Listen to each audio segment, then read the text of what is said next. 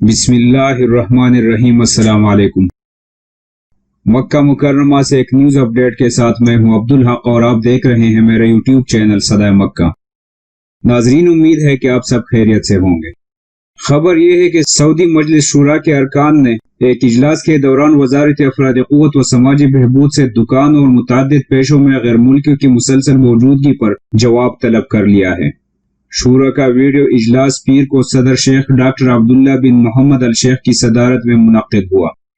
شورا کے ارکان نے وزارت افراد قوت سے دریافت کیا کہ آخر کیا وجہ ہے کہ دکانوں اور تجارتی سرگرمیوں اور متعدد پیشوں میں ابھی تک غیر ملکی کارکن ملازمتیں کر رہے ہیں۔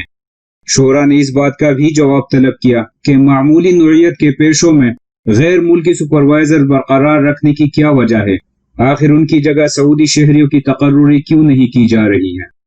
مجلس شورا نے وزارت افراد قوت و سماجی بہبود سے یہ بھی کہا ہے کہ اقامہ بنواتے وقت گھریلو عملے کی ذہنی توازن کا معائنہ بھی ضروری ہے۔ ذہنی توازن کے معائنے کی مثبت رپورٹ کے بغیر گھریلو عملے کا اقامہ بننے کی اجازت نہ دی جائے۔ تو ناظرین، یہ تھی اس وقت کی اہم اپڈیٹ۔